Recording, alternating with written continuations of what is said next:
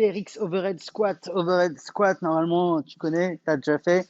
Bras au-dessus de la tête, on peut avoir quelque chose dans les mains, genre des kettlebells ou un seul kettlebell, ça dépend.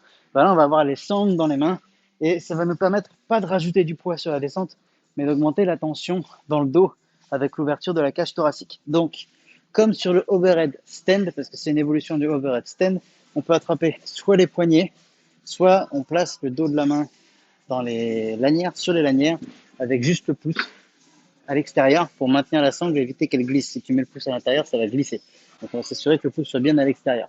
Les deux options sont possibles, tu choisis celle que tu veux, ça n'a aucune importance. On vient se placer, position overhead stand, donc avec les bras tendus, alignés avec le corps, légèrement écartés sur les côtés pour former un Y avec les bras. Et nos pieds, position de squat, donc les pieds, largeur d'épaule, pas sous les hanches. Et puis, je vais le faire avec les poignets, donc je modifie le placement. Et puis ici, on vient garder de la tension dans les sangles et venir s'asseoir en squat, tout en gardant cette tension dans les sangles.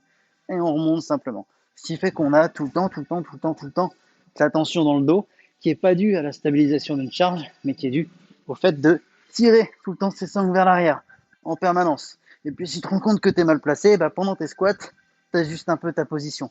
Si finalement tu voulais prendre les lanières, hop, en une seconde, tu peux changer de position. Voilà pour le TRX, overhead, squat, et tu vas bien sentir tout le dos bosser là-dessus. C'est hyper intéressant.